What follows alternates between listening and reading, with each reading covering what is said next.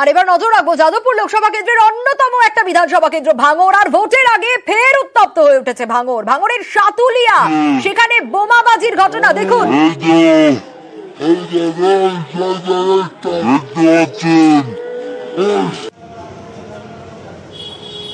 বোমা উদ্ধারের ঘটনা, আইএসএফ সিপিআইএম কর্মীদের উপর হামলার অভিযোগ উঠে আসছে। কল্যাণ আমাদের প্রতিনিধি রয়েছেন আমাদের সঙ্গে। কল্যাণ, এই ভাঙড় তো আবার উত্তপ্ত হয়ে উঠলো। বোমাবাজির ঘটনা সাতুলিয়াতে, ঠিক কি ঘটেছে? কাদের বিরুদ্ধে অভিযোগ? কারা করলো এই হামলা?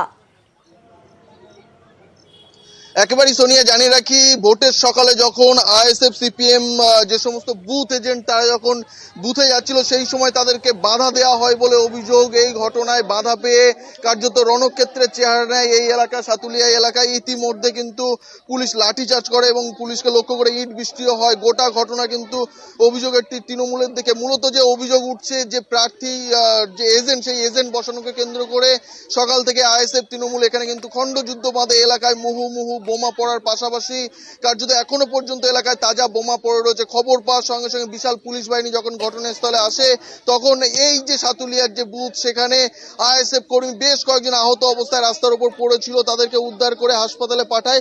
পরে যে সমস্ত আইএসএফ এবং সিপিএম এর যে সমস্ত কর্মীরা রয়েছে তারা এখানে বসে কার্যত রাস্তা অবরোধ করে। খবর পাওয়ার সঙ্গে সঙ্গে বিশাল পুলিশ বাহিনী তারা ঘটনাস্থলে আসে এবং এই সমস্ত কর্মী সমর্থকদের উদ্দেশ্য করে লাঠি চার্জ করে বলে অভিযোগ। এবং তারপরেই কিন্তু পুলিশকে লক্ষ্য করে আবার ইট বৃষ্টিও হয়। এই ঘটনাকে কেন্দ্র করে ব্যাপক উত্তেজনা ছড়িয়ে পড়ে। ইতিমধ্যে কিন্তু পুলিশ যে সমস্ত আইএসএফ কর্মী সমর্থক বা সিপিএম এর কর্মী সমর্থকরা রয়েছে তাদেরকে বোঝানোর কাজ চালাচ্ছে, এই এলাকা ফাঁকা করে দেওয়ার জন্য বলছে, যাতে সুষ্ঠুভাবে ভোট হয়। প্রাথমিকভাবে পুলিশের সেই চেষ্টাই করছে। আমি কথা বলে নেবো সরাসরি একজনের সঙ্গে। কি হয়েছিল আপনাদের এখানে? কি হয়েছিল দাদা, কি হয়েছে?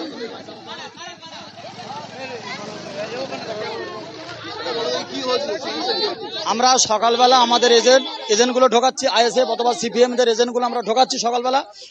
হঠাৎ করে দুষ্কৃতীরা, শাসক দলের কিছু গুন্ডা বাহিনী, ওরা বোম মেশিন ওরা অত্যাচার করছে, খুব আমাদের খুব চালিয়েছে, তাণ্ডব চালানোর পরে আমাদের একটা এজেন্টকে আমাদের খুব মারধর হয়েছে। সে এখন খুব আহত, হসপিটালে তাকে ভর্তি করা হয়েছে। এবং আরেকটা বয়োজ্যেষ্ঠ চাচাকে সে ভোট দিতে যাচ্ছিল, তাকেও খুব আঘাত করা হয়েছে। সেই কারণে ওরা যেভাবে আমাদের উপরে তাণ্ডব চালিয়েছে, আমরা এই মুহূর্তে শাসক দলের গুন্ডা বাহিনীদের আমরা একটু সঙ্গে থাকো, একটু ছবি দেখাবো, লাঠি চার্জের ছবি একটু দেখানোর চেষ্টা করব। ইতিমধ্যেই দেখুন পুলিশ লাঠি চার্জ করতে বাধ্য হয়, যে ছবি আপনাদের দেখাচ্ছি।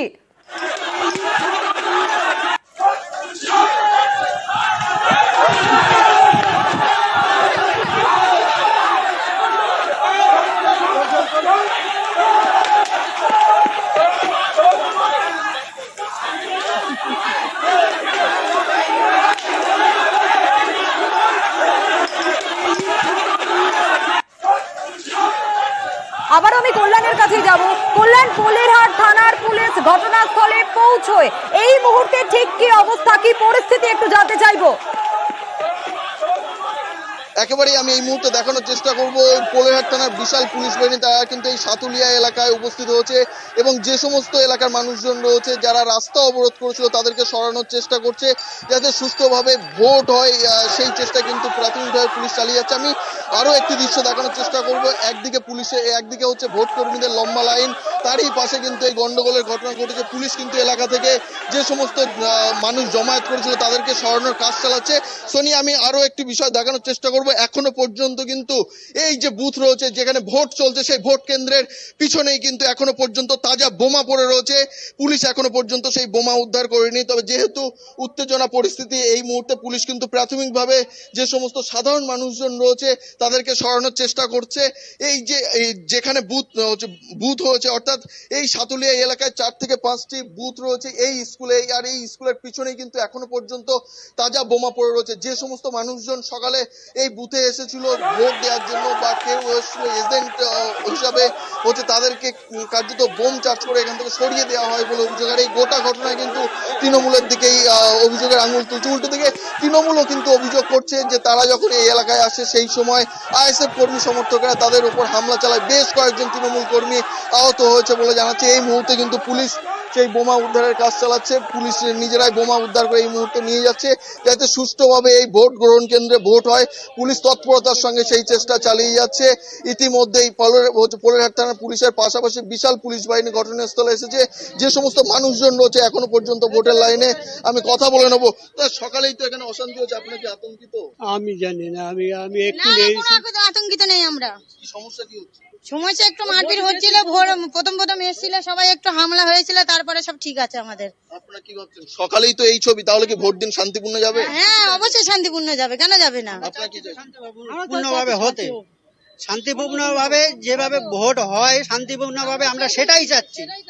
একেবারে শুনি এলাকার যে সমস্ত মানুষজন, সাধারণ মানুষজন, তারা কিন্তু চাইছে এই সকালটা এমন ছবি হলেও ভোট দিন যেন শান্তিতে এই এলাকায় কাটে বা শান্তিতে যাতে ভোট দিতে পারে, সেই চেষ্টায় কিন্তু একদিকে যেমন প্রশাসন চেষ্টা করছে, তারই পাশাপাশি সাধারণ যে সমস্ত ভোটাররা রয়েছে তারাও কিন্তু চেষ্টা চালাচ্ছে যাতে এই শান্তিপূর্ণভাবে ভোটটা হয় এলাকায়। সোনিয়া, কল্যাণ সঙ্গে থাকো, কারণ শুধু এই ঘটনাটাই তো নয়, গতকালের ঘটনা রাতেও তো উত্তপ্ত হয়ে উঠেছিল। তৃণমূল আইএসএফ সংঘর্ষের ঘটনা ঘটেছিল, উত্তপ্ত পরিস্থিতি ছিল ভাঙড় জুড়ে। সেই ছবি আপনাদের দেখাচ্ছি। এখানে অভিযোগ যে আইএসএফ প্রার্থী যাদবপুরের আইএসএফ প্রার্থী, তার গাড়িতে হামলা চালানো হয়েছে। তৃণমূলের বিরুদ্ধে এই অভিযোগ ছিল। কল্যাণ আমাদের প্রতিনিধি আমাদের সঙ্গে রয়েছেন। কল্যাণের কাছে আমি আরো একবার যাব। কল্যাণ, এই ঘটনাই নয়, শুধু সাতুলিয়ার ঘটনা নয়, গতকাল রাতের ঘটনাও, যেখানে যাদবপুরের আইএসএফ প্রার্থী তার গাড়ির ওপর হামলার ঘটনাও ঘটেছিল। হ্যাঁ, একেবারে সোনিয়া, জানিয়ে রাখি এই ঘটনাটি ঘটেছে যাদবপুর লোকসভা কেন্দ্রের হচ্ছে রানীগাছি এলাকায়, প্রাণগঞ্জ পঞ্চায়েতের এই রানীগাছি এলাকায়। সেখানে আইএসএফ এর যে সমস্ত যারা বুথের এজেন্ট হবে তাদের বাড়িতে বাড়িতে গিয়ে তৃণমূল কর্মীরা হামলা চালাচ্ছে, হুমকি দিচ্ছে বলে অভিযোগ পায় আইএসএফ প্রার্থী নূর আলম খান। আর এই অভিযোগ পাওয়ার সঙ্গে সঙ্গে কিন্তু তিনি রানীগাছি এলাকায় পৌঁছে যান। আর রানীগাছি এলাকায় গেলে একটি বাইক বাহিনী তার উপর হামলা চালায় বলে অভিযোগ, তার গাড়িতে ব্যাপক ভাঙচুর করা হয় বলে অভিযোগ।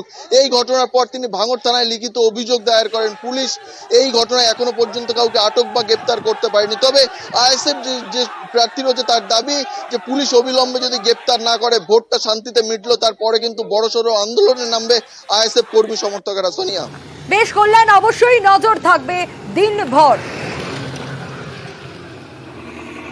যাদবপুর লোকসভা কেন্দ্রের দিকেই নজর রাখতে হচ্ছে। ভাঙড়ের সাতুলিয়ায় সেখানে বোমাবাজির ঘটনা আপনাদের জানিয়ে রাখি। বোমা উদ্ধার হয়েছে এবং এই মুহূর্তে কি পরিস্থিতি অবশ্যই জানার চেষ্টা করব।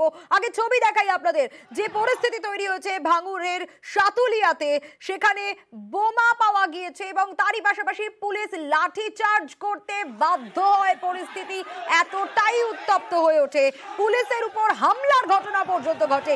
ইট বৃষ্টি আর তারপর পাল্টা লাঠি চার্জ করে পুলিশ, সেই ছবিটাই আপনাদের দেখাচ্ছি। ভাঙড়, সেখানে বোমা উদ্ধার হয়েছে আর ভোটের আগেই উত্তপ্ত হয়ে উঠেছে ভাঙড়ের পরিস্থিতি। আপনাদের জানিয়ে রাখি ভোট গ্রহণ শুরু হয়ে গিয়েছে। গতকাল রাতের ছবিটাও আপনারা দেখেছেন কিভাবে ভাঙড় উত্তপ্ত হয়। আজ সকালের ছবি আপনাদের দেখাচ্ছি।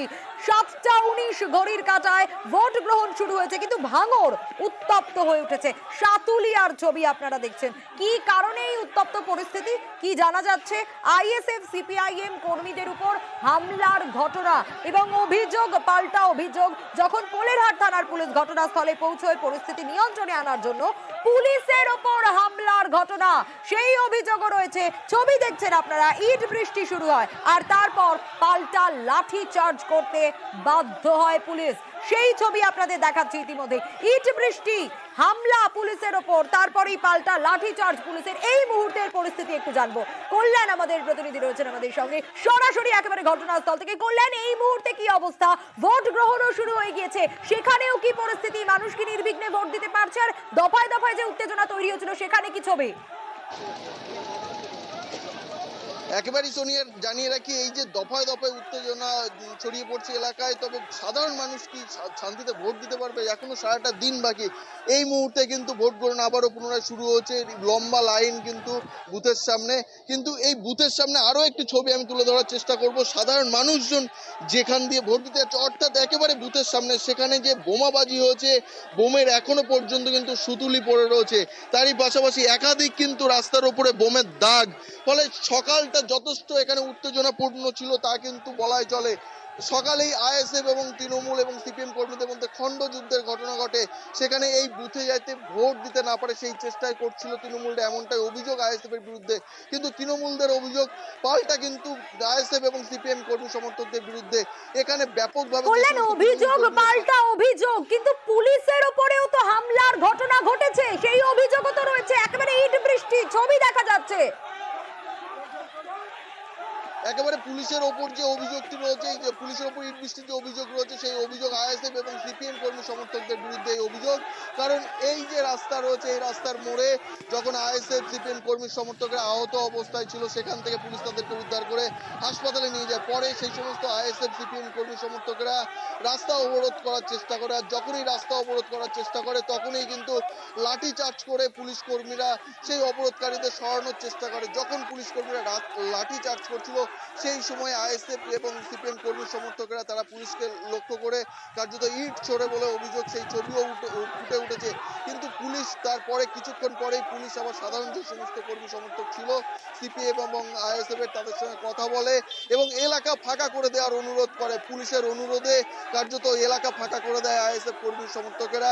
পরে এই এলাকায় আবারও শান্তিতে ভোট হবে, যাতে শান্তিপূর্ণভাবে সারাটা দিন কাটে এবং ভোট হয় সেদিকেই লক্ষ্য কিন্তু পুলিশের।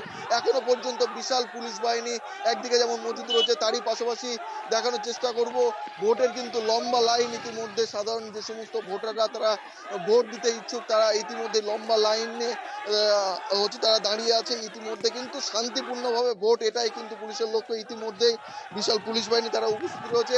তবে এই ঘটনাকে কেন্দ্র করে যথেষ্ট উত্তেজনা ছড়িয়ে পড়ে এলাকায়। এখনো পর্যন্ত তৃণমূল কর্মী সমর্থকরা যেটা দাবি করছে যে তাদের যে কজন আহত রয়েছে তারা হাসপাতালে নিয়ে যেতে পারছে না, আইএসএফরা রাস্তায় বাধা দিচ্ছে বলে আইএসএফ এর বিরুদ্ধেও কিন্তু তৃণমূলরা অভিযোগ করছে। সোনিয়া, কল্যাণ, যারা রয়েছেন ইতিমধ্যে ভোটাররা, তুমি যেমনটা দেখাচ্ছিলে ছবিতে, একেবারে ভোটারদের লম্বা লাইন, অধিকার পরিস্থিতি তো বললে, কিন্তু ভোটারদের সঙ্গে কি একটু কথা বলা যায়? একেবারে আমি ভোটারদের সঙ্গে কথা বলার চেষ্টা করব। যে সমস্ত ভোটাররা সকাল এই এলাকারই বাসিন্দা, কি হয়েছিল সকালে? সকালে আমার শ্বশুররা সব ভোট দিতে এসেছিল, বুড়ো মানুষ বলে আগে যাই একটু ভিড় কম হবে। আপনি এসেছিলো, এসে আসলি তারা সব ওই টিএমসি লোকেরা সব ইট খোলা ছুঁড়ে বোম বন্দুক মেরে আর মাথা পুরো ফাটিয়ে দিচ্ছে। শ্বশুর বুড়ো মানুষ কতক্ষণ বেহুশ হয়ে পড়েছিল, তা আমরা ওদের তুলে নিয়ে আবার জিরেঙ্গাছার হসপিটালে ওনাকে নিয়ে। আপনারা কি আশা করছেন শান্তিতে কাটবে ভোট? আমরা চাচ্ছি ওসব কোনো আমরা বোম বন্দুক চাইনি, সামনের ইলেকশনে আমাদের ভোট দিতে দেয়নি, কিন্তু ফের এবারে মনে করছিল সেইরকম করে ভোট দিতে দেবো না, আমরা ভোটগুলো সব লে নেবো, এই ভেগে ওই মারপিট করেছে। সকাল থেকেই তো একটা আতঙ্কের পরিবেশ, আপনারা কি আতঙ্কিত? ভোটের লাইনে তো দাঁড়িয়ে আছেন। হ্যাঁ, আতঙ্কে আমরা ছিলাম, আমরা এখন সম্পূর্ণ ভালোভাবে ভোট দিতে চাই, আর আমরা কিছু চাইনি। পুলিশ কিছু বেশ কল্যাণ, অবশ্যই তাদের কথাও আমরা শুনছিলাম। অন্যদিকে এরই পাশাপাশি নজর রাখতেই হচ্ছে, একদিকে যখন এই ঘটনায় ভাঙড়ে অশান্তির ঘটনায় রিপোর্ট তলব কমিশনের তরফ থেকে, ভাঙড়ে অশান্তি নিয়ে রিপোর্ট তলব করলো কমিশন। সোমরাজ আমাদের প্রতিনিধি রয়েছেন আমাদের সঙ্গে, আরো বিস্তারিত জানবো সোমরাজের কাছ থেকে। সোমরাজ, দেখো, রাজ্যের মুখ্য নির্বাচনী আধিকারিক আরিজ আফতাবের তরফে ভাঙড়ের এই পরিস্থিতি নিয়ে রিপোর্ট চাওয়া হয়েছে ডিস্ট্রিক্ট ইলেকশন অফিসারের থেকে। পাশাপাশি অবিলম্বে ভাঙড়ে রোড মার্চ করানোর নির্দেশ দেওয়া হয়েছে। তার সঙ্গে ভোটারদের যাতে ভোট দিতে আসতে কোনো রকম সমস্যা না হয় তা নিশ্চিত করতে বলা হয়েছে। কিছুক্ষণ আগে রাজ্যের মুখ্য নির্বাচনী আধিকারিক আরিজ আফতাব জানিয়েছেন যে ভাঙড়ের গোটা পরিস্থিতির উপর নজর রাখা হচ্ছে এবং তোমাকে আরো একটি আপডেট জানিয়ে রাখি, ভাঙড়ের এই অশান্তির কথা মাথায় রেখে কিউআরটি বাড়ানোর নির্দেশ দেওয়া হয়েছে। অর্থাৎ ভাঙড়ের বিভিন্ন জায়গায় কুইক রেসপন্স টিম যাতে আরো বাড়ানো হয় তার নির্দেশ ইতিমধ্যেই দেওয়া হয়েছে।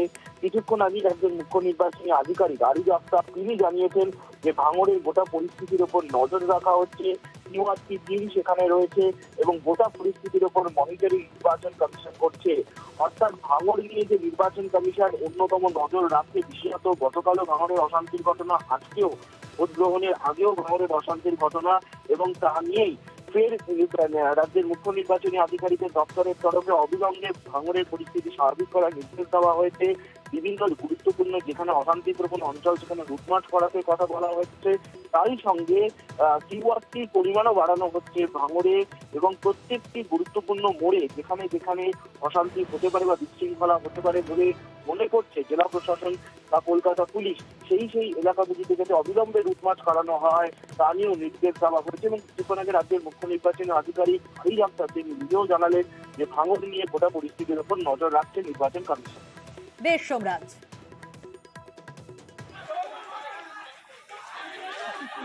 আমরা নজর রেখেছি ভাঙড়ে এই অশান্তির ঘটনা এবং এই অশান্তির ঘটনায় রিপোর্ট তলব করা হয়েছে কমিশনের তরফ থেকে।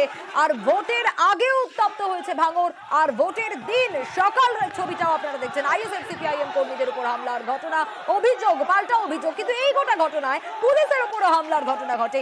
ইট ছোড়া হয় পুলিশের দিকে, তারপর পাল্টা লাঠি চার্জ করতে বাধ্য হয় পুলিশ। অন্যদিকে ভোট গ্রহণও শুরু হয়ে গেছে, ভোটেও কিন্তু সাধারণ মানুষ ভোটারদের লম্বা লাইন বুথের সামনে, সেই ছবিটাও সামনে আসছে।